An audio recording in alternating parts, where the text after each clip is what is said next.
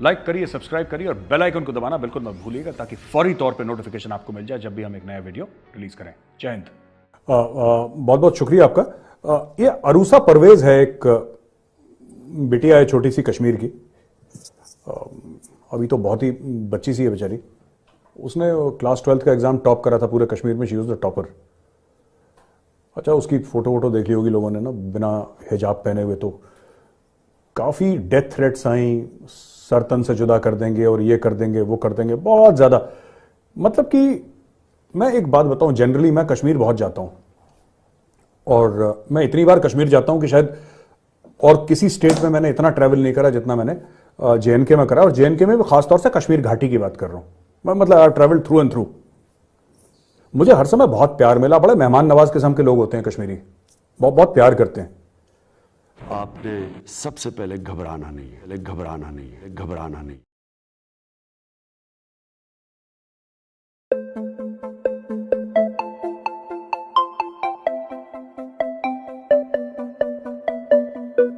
और आप बैठिए उनके घर पे जाइए, आप उनसे लड़ लीजिए टीवी पे। मेरी तो 10 बार कश्मीरियों से टीवी पे लड़ाई होती है, लेकिन एक बार आप श्रीनगर पहुंच गए तो वही बंदा जो आपको टीवी पे बिल्कुल गले से पकड़ लिया था जिसने लगभग, वो घर पे भी ले जाएगा, खाना भी खिलाएगा, because you are his guest. ये रेडिकलाइजेशन ने कश्मीर का भट्टा बैठा दिया पूरा। इतने अच्छे लोग, one of the finest people in the world, उनका भट्टा बैठा दिया रेडिकलाइजेशन में। आरजू जी, मैं आपसे ये पूछना चाहता हूं, ये जो रेडिकलाइजेशन हो रहा है, क्या पाकिस्तान में ये रियलाइजेशन है कि ये रेडिकलाइजेशन का एक और जो हद है वो तहरीक तालिबान पाकिस्तान जैसी ऑर्गेनाइजेशंस हैं, अफगान तालिबान जैसी ऑर्गेनाइजेशंस हैं, और बाकी और जैसे लश्कर तैयबा, जैश मोहम्मद, ये सारी की सारी ऑर्गेनाइजेशंस रेडिकलाइजेशन से ही निकलती हैं। और पाकिस्तान ने भी बहुत सफर करा है। काफी पाकिस्तान ने, कई पाकिस्तान, कोई कहता है 70,000, कोई कहता है 80,000 जाने गई हैं, which is not a small मतलब figure, it's a massive humongous figure. अगर ये फिगर सच है तो। मैंने सुना है टीवी से, पाकिस्तान टीवी से, इसलिए मैं कोट कर रहा हूं। तो कहीं ना कहीं क्या पाकिस्तान में यह समझ है कि रिलीजियस रेडिकलाइजेशन की वजह से ही इतनी मौतें हो रही हैं? नहीं सर, मेरे ख्याल से पाकिस्तान में ये समझ नहीं है। और उसकी वजह यह है कि जिस तरह से चीजें बढ़ रही हैं और जिस तरह से लोगों पे अटैक हो रहे हैं, अभी रिसेंटली 2 क्रिश्चियंस थे, उनको मार दिया गया। और उसके बाद हमारे जो रिलीजियस के जो हैंडल करते हैं यहाँ पे, अशरफी साहब, मौलाना अशरफी, बजाय इसके कि वो जाते अफसोस करते या कुछ, उन्होंने जाके चर्च के अंदर नमाज पढ़नी शुरू कर दी। क्या साबित करना चाह रहे थे कि चर्च में भी नमाज पढ़ी जा सकती है। अभी जैसे म्यूजिक की बात की और दूसरी चीजों की बात की सुबुही ने भी, तो मैं यही कहूंगी कि कुछ साल पहले अगर आप लोग गूगल करेंगे आपको मिल जाएगा कि छोटी छोटे बच्चे, कहूंगी मैं कि 16-17 साल की 2 लड़कियां थी या 3, और 2 बच्चे थे जो शादी में, किसी की शादी थी KPK में, और वहां पे वो गाना गा रहे थे और लड़कियां सिर्फ तालियां बजा रही थी। उनको मार दिया गया ढूंढ के कि ये वीडियो किसकी है। वो वीडियो इत्तेफाक से किसी ने बना ली थी और इंटरनेट पे लगा दी थी। तो उनको, जहां पे आपको म्यूजिक सुनने पे मार दिया जाए, जहां पर आप शादी में ताली नहीं बजा सकते, आपको मार दिया जाए। और इस किस्म के जो किस्से हैं वो हमारे यहाँ, या बातें हैं, वो रुक नहीं रही हैं। मुसलसल हम बढ़ते हुए ही देख रहे हैं। और उसके बाद सपोर्ट किया जा रहा है, गवर्नमेंट लेवल पे सपोर्ट किया जा रहा है, फौज की तरफ से, एस्टेब्लिशमेंट की तरफ से, क्योंकि वो लोग भी आधे से ज्यादा इसी माइंडसेट के हैं। अगर आपको याद हो तो परवेज मुशर्रफ के ऊपर लाल मस्जिद के पास जो अटैक हुआ था, वो हमारे फौजियों ने किया था, मुल्लाओं ने नहीं किया था। तो ये जरूरी नहीं है कि किसी की अगर दाढ़ी होगी और उसके बाद वो आएगा तो वही मुल्ला है, वही मार सकता है। यहाँ पे क्लीन शेव वाले भी मुल्ला घूम रहे हैं। कौन सी बातें जो इमरान खान नहीं करते, कौन सी बातें, जैसे आपने कहा हमारे किसी मिनिस्टर की दाढ़ी नहीं है, लेकिन इस किस्म की बातें करते हैं। लेकिन इनको ये चीज समझ नहीं आ रही। बहुत से लोग, जैसे परवेज भाई जैसे अच्छे लोग जो हमारे यहाँ मौजूद हैं, वो बात करते रहते हैं कि जी इस चीज को आप ना फैलाएं। और इन्होंने तो ये तक कह दिया था कि जी जब तक पूरा कुरान नहीं सुनाएंगे तो पंजाब यूनिवर्सिटी डिग्री नहीं देगी। अगर किसी ने ग्रेजुएशन की हो या मास्टर्स किया हो, तो अगर उसको डिग्री चाहिए होगी तो उसे कुरान सुनाना पड़ेगा। अब ये कोई जरूरी तो नहीं है कि हर कोई सुना पाए। यहाँ तक कि एक क्रिश्चियन लड़के की भी कंप्लेन आई थी कि उसको मारा पीटा स्कूल में, कि उससे कहा नमाज बताओ कैसे पढ़ते हैं। तो यहाँ पे ये चीजें नुकसान पहुंचा रही है, और ना सिर्फ पाकिस्तान के अंदर, पाकिस्तान के बाहर भी जितनी कंट्रीज हैं वो पाकिस्तान को नापसंद कर रही हैं, चाहे एफएटीएफ में हम हो या अमेरिका की तरफ से हो, यूरोप की तरफ से हो। सबसे ज्यादा प्रॉब्लम पाकिस्तान के लोगों को वीजा लेने में होता है।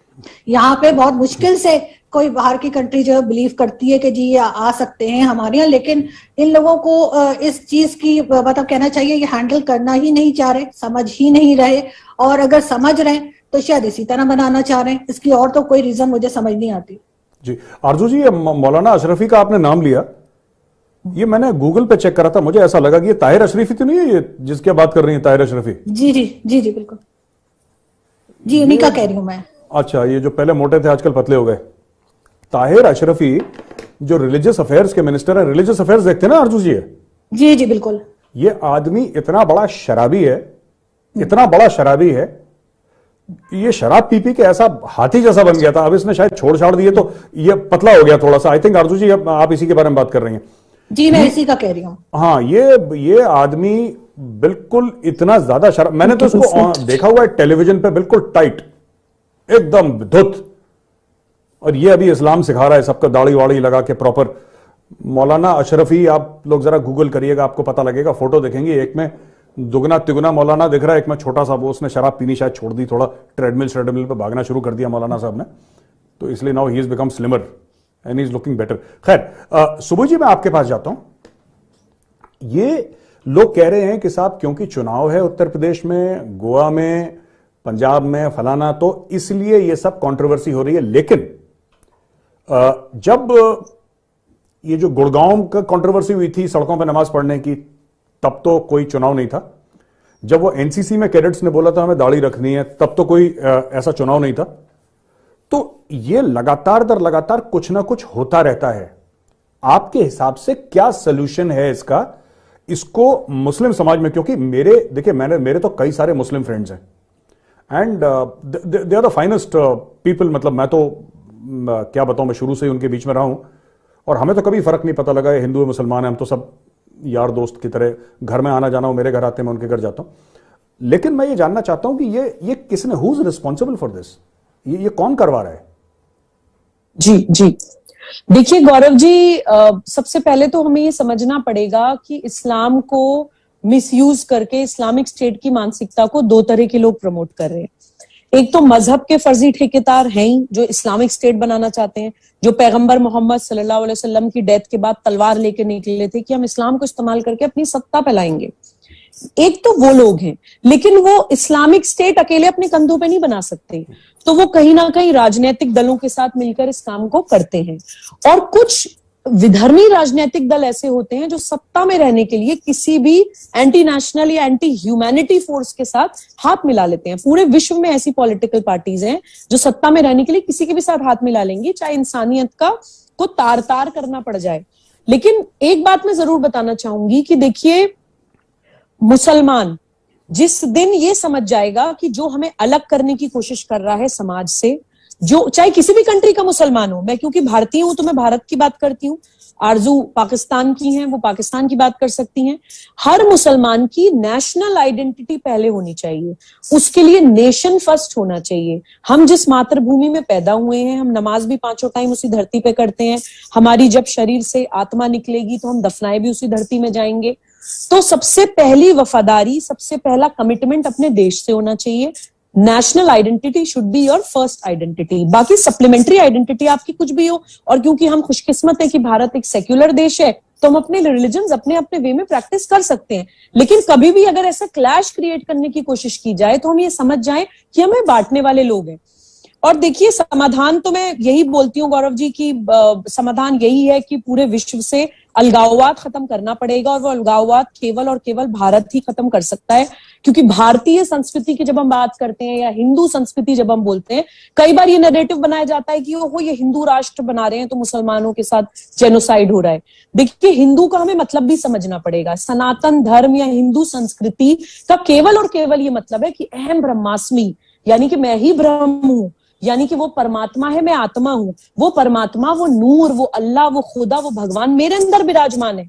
और भारतीय संस्कृति की हर प्रिंसिपल, हर कस्टम, हर प्रैक्टिस उस अहम ब्रह्मास्मि को ही बताता है। अगर मैं आपको ऐसे नमस्ते करती हूँ तो मैं आपके अंदर जो परमात्मा विराजमान है उसको नमस्ते कर रही हूँ। हम जब भगवान के आगे हम जब आरती करते हैं तो हम प्रकृति को रिटर्न कर रहे हैं कि भाई हमारे पास सूरज है, चांद है, हमें प्रकृति मिली है, तो हम रिटर्न कर रहे हैं, हम फूल पत्ती चढ़ाते हैं, जो प्रकृति ने हमें फूल पत्ती दी, खाने पीने के लिए सब कुछ दिया, हम प्रकृति को लौटा रहे हैं। तो भारतीय संस्कृति में भगवान मतलब होता है भूमि, गगन, वायु, अग्नि, नीर। तो हिंदू का एकमात्र मतलब होता है प्रकृति प्रेमी। पूरी दुनिया आज क्लाइमेट चेंज, ग्लोबल वार्मिंग की बात कर रही है। हमें हजारों साल पहले हमें ये बताया जाता है कि गोपाष्टमी से पहले गाय बैल की पूजा करो, धरती पे हल चलाने से पहले धरती की पूजा करो, पेड़ पौधों के पत्ते तोड़ने से पहले मंत्र पढ़ो। प्रकृति प्रेमी मतलब हिंदू। तो वो किसी भी रिलीजन से क्लैश नहीं करता है। आप किसी भी फॉर्म में कोई भी पूजा पद्धति, आराध्य पद्धति आपकी हो, उसका कोई क्लैश ही नहीं है। करोड़ों देवी देवता पूजे जाते हैं हमारे देश में, तो एक आध दो और हो जाएंगे तो क्या फर्क पड़ जाएगा। तो मुझे लगता है कि आतंकवाद का समाधान ना ही सिर्फ भारत को बल्कि पूरे विश्व को केवल और केवल भारतीय संस्कृति ही दे सकती है। और ये लोग रिलीजन को कैसे इस्तेमाल कर रहे हैं, मुझे एक लाइन याद अभी आई गौरव जी, वैटिकन में एक मौलाना ने बोला था, through democracy we will invade you and through our religion we will dominate you. Exactly यही हो रहा है। हर चीज में हट धर्मिता दिखानी, हर चीज में जिद करनी, हर चीज में विक्टिम कार्ड खेल देना। बड़े बड़े ऐसे मुसलमान जो इंपॉर्टेंट पोजीशंस में रहे, भारत में वाइस प्रेसिडेंट रहे हैं, हमारे देश में क्या पोजीशन नहीं मिली मुसलमान को। हमारा जो सर्वोच्च न्यायालय है उसके जजेस रहे हैं मुसलमान। हमारी पूरी बॉलीवुड इंडस्ट्री में खान्स को कितना पूरा हिंदुस्तान ने सराखों पर उठाया है। हमारे एपीजे कलाम को लोग आज भी एक लिटरली पूजते हैं, रिवर करते हैं। तो भारत कर्म से चलता है, भारत मजहब से या पंथ से नहीं चलता, और ना ही मजहब और पंथ के आधार पे चारित्रिक कोई डिसीजन होता है कि कौन अच्छा व्यक्ति और कौन खराब व्यक्ति है। हम अपने ही, कोई गलत व्यक्ति होता है रावण में, हम लोग रामलीला में क्या करते हैं, रावण के अंदर खुद आग लगाते हैं। रावण को जो है वो इंटेलिजेंट कहा जाता था कि रावण वॉज अ ब्राह्मण। कई बार ये कहा जाता है कि हाँ ब्राह्मण इंटेलिजेंट होते हैं। हम रावण के अंदर आग लगा सकते हैं सिर्फ इसलिए कि उसने गलत काम किया था। तो हम लोगों को प्लीज इस तरह से ना किया जाए। अगर कोई हिंदू कुछ गलत चीज करता है हमारे देश में तो सबसे पहले हिंदू ही खड़ा करके उसको जेल में भेजता है। एक चीज मेरा आपसे भी एक बार आई थिंक इसी टॉपिक पे डिस्कशन हुआ था कि हमारे किसी भी इंपॉर्टेंट पोजीशन में, किसी भी इंपॉर्टेंट इदारे में, किसी भी इंपॉर्टेंट इंस्टीट्यूशन में अगर कोई गलत काम करता है तो उसे सबसे पहले हम ही कान पकड़ के जेल में पहुंचाते हैं। तो देखिए, मुसलमान को मुसलमान बन के स्थिति को नहीं देखना होगा, आपको ये देख के देखना होगा कि क्या सही है और क्या गलत। जिस देश को किसी रिलीजन के नाम पे तोड़ा जा रहा है, क्या वो सही है, क्या वो गलत है। और ये जो रैशनैलिटी है दिमाग की गौरव जी, ये भी मैंने एज एन इंडियन अपने वेदांत के प्रिंसिपल से सीखी है। हमें वेदांत में सिखाया जाता है साक्षी भाव, यानी कि किसी भी सिचुएशन को साक्षी की तरह देखिए, विटनेस की तरह देखिए। अगर मैं मुसलमान बन के सिचुएशन को देखूंगी तो एक अटैचमेंट हो जाएगा, मुझे नहीं दिख पाएगी सिचुएशन। मैं ऐसे देखूंगी कि भाई एक रिलीजन है, उसको इस्तेमाल करके एक अराजकता फैलाई जा रही है भारत में, हमारे देश में, हमारी मातृभूमि में, पूरी विश्व में। और अब आतंकवाद को बढ़ावा दिया जा रहा है, छोटे छोटे बच्चे मारे काटे जा रहे हैं। पाकिस्तान में क्या नहीं होता है। इस्लामिक स्टेट बना के कौन से झंडे गाड़ लेते हैं ये। इस्लामिक स्टेट बना के महिला उत्पीड़न, इस्लामिक स्टेट बना के छोटे छोटे बच्चों को मारना, बुजुर्गों का अपमान, क्या नहीं करते। तो देखिए, ये हमें समझने की जरूरत है। और एज अ वुमन में एक चीज और बताती हूँ गौरव जी, जिन महिलाओं को ये लग रहा है कि हिजाब हमारा अधिकार है, ये हमसे हमारा रिलीजन का अधिकार छीन रहे हैं, मैं एक साइकोलॉजिकल रिस्पॉन्स का नाम बोलती हूँ। मैं अपील करती हूँ उन महिलाओं से कि उसको रिसर्च करें गूगल पे। एक साइकोलॉजिकल रिस्पॉन्स होता है स्टॉकहोम सिंड्रोम। स्टॉकहोम सिंड्रोम वो मनोवैज्ञानिक दशा है कि जब आप बहुत लंबे समय तक अब्यूज किए जाते हैं, जब आप बहुत लंबे समय तक कैप्टिव रहते हैं, किसी के मानसिक या शारीरिक तौर पे गुलाम रहते हैं, तो आप एक बॉन्ड डेवलप कर लेते हैं अपने अब्यूजर के साथ। अपने कैप्टर के साथ आपका एक बॉन्ड डेवलप हो जाता है, क्योंकि वो एक बॉडी का डिफेंस मैकेनिज्म है कि आपको ये लगता है कि हमारे पास कोई रास्ता नहीं है बाहर निकलने का, तो अपने मानसिक संतुलन बनाए रखने के लिए बॉडी एक डिफेंस मैकेनिज्म क्रिएट करती है कि नहीं नहीं यही सही है, यही हमारे सरपरस्त हैं। तो उस स्टॉकहोम सिंड्रोम से मुसलमान महिलाओं को, खासतौर से पढ़ी लिखी महिलाओं को आगे आना पड़ेगा। और आरजू जैसी महिलाएं पाकिस्तान में अवेयरनेस करें, हम लोग हिंदुस्तान में तो सब लोग मिलकर कर ही रहे हैं। अगर वीडियो पसंद आया है तो लाइक का बटन जरूर दबाएं। Thank you.